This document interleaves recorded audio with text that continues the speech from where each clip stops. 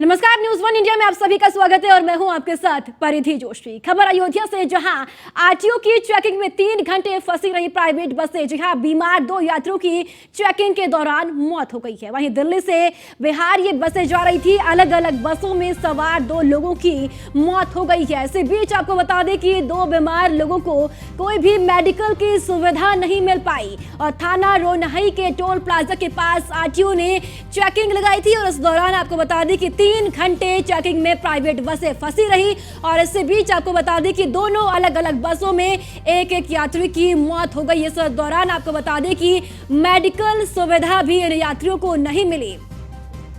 तो आरटीओ की चेकिंग में बीमार की मौत हो गई है। बड़ी जानकारी आपको बता रहे अयोध्या से।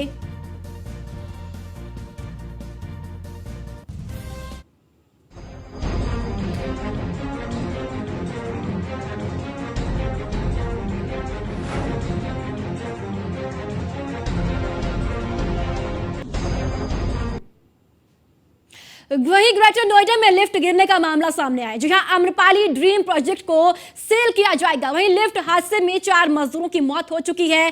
13वीं मंजिल से लिफ्ट गिरी और 4 मजदूरों के हादसे में मौत हो गई है। इसी बीच आपको बता दें कि काम कर रहे मजदूरों को निकालने के आदेश भी दे दिए गए हैं। वहीं एनबीसीसी द्वारा प्रोजेक्ट का निर्माण कराया जा रहा था और एनबीसीसी के एमडी रोहित शर्मा पर एफआईआर दर्ज कर दी गई है। इसी बीच आपको बता दें कि अचिति चंद्रा जीएम और विकास जीएम पर भी एफआईआर दर्ज कर ली गई है। लेफ्ट इंचार्ज, साइड इंचार्ज और ठेकेदारों पर भी मामला दर्ज कर लिया गया है। और साथ ही आपको बता दें कि बिसरक थाना एसएचओ अनिल राजपूत की तहरीर पर एफआईआर दर्ज की जा रही है। तो ग्रेटर नोएडा में लिफ्ट गिरने का यह मामला आपको बता दें कि इसमें 4 मजदूरों की मौत हो गई है और आम्रपाली ड्रीम वैली प्रोजेक्ट अब सेल किया जाएगा। और यूपी में बड़े लिफ्ट हादसे आपको बता रही हैं, कहां ये बड़े हादसे देखने को मिले हैं। 2014 में लखनऊ में जनपद सचिवालय की लिफ्ट गिरी, लेकिन कोई हताहत नहीं हुआ है। तो वहीं आपको बता दें कि देखिए यूपी में ये बड़े लिफ्ट हादसे देखने को मिले हैं, जिनकी जानकारी हम आपको ग्राफिक्स के जरिए बता रही हैं। वहीं ये 2014 में लखनऊ में जनपद में ये हादसा हुआ और साथ ही अगस्त 2023 में नोएडा सेक्टर 137 में पारस पीएस सोसाइटी में लिफ्ट गिरी। 24वें मंजिल से लिफ्ट गिरी और महिला की मौत और एक बच्चा घायल हो गया। वहीं जुलाई 2023 में लखनऊ के पीजीआई थाना क्षेत्र में निर्माणाधीन होटल की लिफ्ट गिरी। हादसे में 2 लोगों की मौत हो गई और एक घायल हुआ। तो लखनऊ में पीजीआई थाना क्षेत्र में भी हादसा हुआ। वहीं इस हादसे में 2 लोगों की मौत हो गई थी और एक व्यक्ति इस हादसे में घायल हो गया था। और जुलाई 2023 में उत्तराखंड के रुद्रपुर में फैक्ट्री की लिफ्ट गिरी और इस हादसे में एक मजदूर की मौत हो गई थी। उत्तराखंड में भी लिफ्ट हादसा हुआ और इस हादसे में एक मजदूर की मौत हो गई थी। जुलाई 2023 में ही नोएडा में कंपनी की लिफ्ट का ब्रेक फेल हुआ और इस हादसे में एक युवक जख्मी हो गया और इलाज के दौरान युवक की मौत हो गई। तो तमाम ऐसे लिफ्ट हादसे हैं। और मई 2023 में मेरठ के लेसारी गेट थाना क्षेत्र में लिफ्ट हादसा हुआ, जिसमें एक महिला की मौत हो गई और 5 लोग इसमें घायल हो गए। और इसी बीच आपको बता दें कि मई में ही गाजियाबाद के राजनगर एक्सटेंशन की कामियारा सोसाइटी में लिफ्ट गिरी। हादसे में एक बच्चा समेत 5 लोग इस हादसे में घायल हो गए। तो यूपी में ये बड़े लिफ्ट हादसे हुए हैं, तमाम आपको ग्राफिक्स के जरिए हमने बताई है। इससे बीच आपको बता दें कि लिफ्ट एक्ट क्या है, राष्ट्रीय भवन कोड 2016 में बताई गई और साथ ही 15 मीटर से ऊंची इमारतों के लिए 8 यात्री वाली लिफ्ट, ये एक्ट है लिफ्ट के लिए। और साथ ही आपको बता दें कि 60 सेकंड में अपने मंजिल पर पहुंचने की क्षमता आवश्यक होनी चाहिए। वहीं लिफ्ट में फायर सेफ्टी भी अनिवार्य होनी चाहिए। तमाम एक्ट हैं। और 30 मीटर में ऊंची इमारतों में स्ट्रेचर लिफ्ट भी अनिवार्य होनी चाहिए। तो आम्रपाली में यह बड़ा हादसा हुआ है, जहां पर 4 मजदूरों की मौत हो गई है।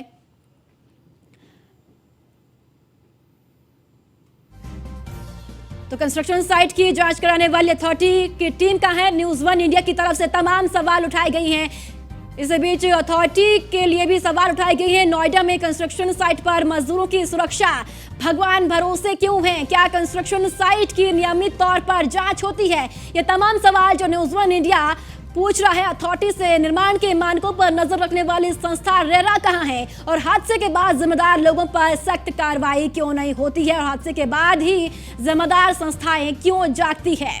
तो तमाम सवाल है जो न्यूज़1 इंडिया की तरफ से अथॉरिटी से पूछे जा रही है। नोएडा में कंस्ट्रक्शन साइट पर मजदूरों की सुरक्षा भगवान भरोसे क्यों है? क्या कंस्ट्रक्शन साइट की नियमित तौर पर जांच होती है? ये तमाम वो सवाल है जो कि आम जनता से जुड़े हुए। निर्माण के मानकों पर नजर रखने वाली संस्था रेरा कहां है और हादसे के बाद जिम्मेदार लोगों पर सख्त कार्रवाई क्यों नहीं की जाती है? वहीं हादसे के बाद ही जो जिम्मेदार संस्थाएं हैं वो क्यों जागती है? पहले ही सख्ती क्यों नहीं बरती जाती? पहले ही क्यों जांच नहीं की जाती?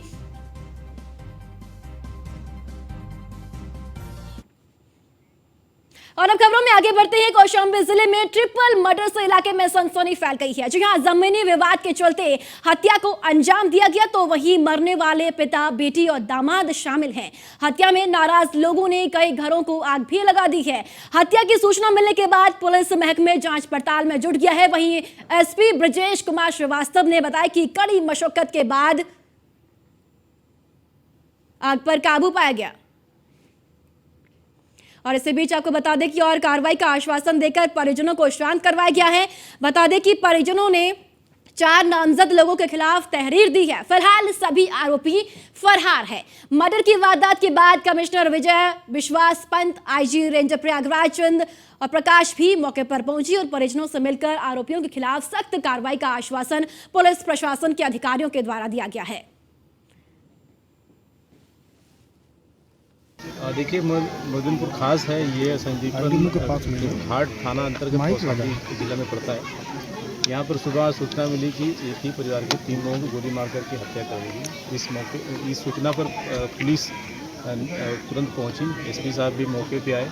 यहाँ पे देखा गया कि 3 लोगों को गोली लगी है और उनको घटनास्थल का विजिट करने के बाद यहाँ पे थोड़ा सा लोग ऑपरेशन में काफ़ी थे, उनको समझा बुझा करके दिलवाड़ी पीएम के लिए भेजी गई है। इसमें वैधानिक कार्रवाई की जा रही है।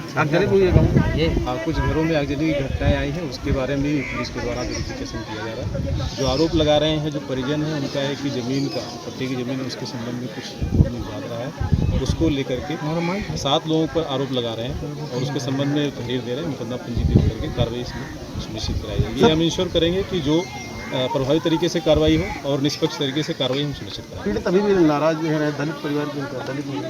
हाँ, ये ऐसी कम्युनिटी के हैं और उनसे बात करके जो भी उनके जांच जो है प्राथमिक तौर पर ही करी जा रही है और मौखिक तौर पर ही की जा रही है।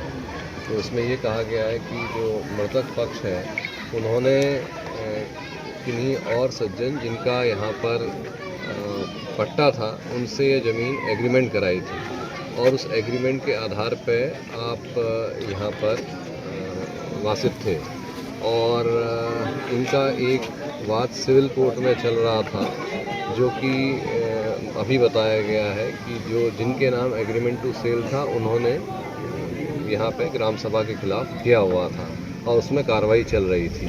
तो यह ज़मीन विवाद के सामने आने की बात आई है। तो अभी जो डिटेल में जो जांच करेंगे, रिकॉर्ड को परखेंगे, तब आगे बातें। ये ग्राम मोहिद्दीनपुर है, संदीपन घाट थाना क्षेत्र में। ये सुबह 6:15 बजे ये सूचना आई थी, यहाँ ट्रिपल मर्डर हुआ है। एक ससुर और बेटी दामाद का घर के बाहर ये सो रहे थे। इसमें 4 लोगों को अभी नाम बताया है, उनको नामजद कर रहे हैं। वो घर से फरार हैं, हमारी टीम उनकी गिरफ्तारी के लिए लगी हुई है। इसमें इनकी ज़मीन की पैमाइश थोड़े दिनों पहले हुई थी, उसी को लेकर के कुछ विवाद है, उसके बारे में गहराई से हम लोग जानकारी कर रहे हैं। अभी डेड बॉडी यहाँ से मार्चरी भिजवाने की कोशिश कर रहे हैं और जो पीड़ित पक्ष है उसके परिजन कुछ यहाँ जो विपक्षी हैं उनके घर के बाहर जो झोपड़ियाँ थी उसमें आग लगाई है। आग पे काबू पा लिया गया है। फिलहाल स्थिति सामान्य है। हम लोग यहाँ मौके पे मौजूद हैं। और यहाँ वक्त हो गया एक छोटे से ब्रेक का। जल्द लौटेंगे, आप बने रहिए न्यूज़1 इंडिया के साथ। ब्रेक के बाद एक बार फिर आप सभी का स्वागत है। चलिए खबरों में आगे बढ़ते हैं। खबर हापुड़ से है, जहां वकीलों पर लाठीचार्ज के मामले में नया मोड़ देखने को मिला है और ये बड़ी कार्रवाई की गई है। हापुड़ लाठीचार्ज मामले में एसएसपी हापुड़ हटा दिए गए हैं। हापुड़ लाठीचार्ज के मामले में बड़ी कार्रवाई, जहां पर राजकुमार एसपी को हापुड़ की जिम्मेदारी मिल गई है।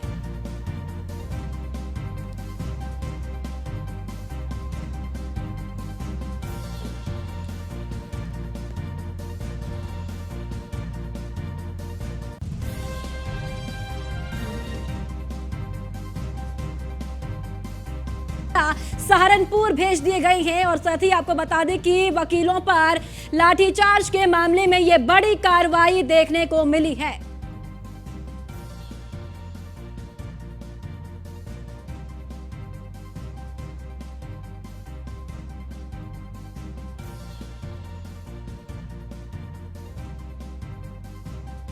जानकारी हापुड़ से आपको बता रहे हैं, जहां पर वकीलों के लाठीचार्ज मामले में बड़ी कार्रवाई की गई है। हापुड़ लाठीचार्ज मामले में एसपी हापुड़ हटा दी गई। आपको बता दें कि राजकुमार एसपी को हापुड़ की जिम्मेदारी मिली है। न्यूज़ 1 इंडिया ने कल ही बताया था कि एसपी हटाए जाएंगे और एसपी हापुड़ मुकेश चंद्र मिश्र हापुड़ से बरेली भेज दिए गए हैं। वहीं एसपी के बाद सीओ सिटी हापुड़ को भी हटा दिया गया है। इसी बीच आपको बता दें कि सीओ सिटी हापुड़ अशोक कुमार सिसोदिया सहारनपुर भेज गई है और जितेंद्र कुमार शर्मा हापुड़ के नए सीओ सिटी बनाए गए हैं। इसी बीच आपको बता दें कि प्रभारी निरीक्षक हापुड़ को भी हटा दिया गया है। बड़ी कार्रवाई लाठीचार्ज के मामले में देखने को मिली है।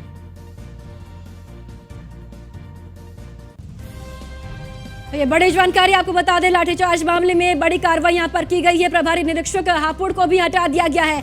तो वकीलों के लाठीचार्ज के मामले में ये बड़ी कार्रवाई देखने को मिली है।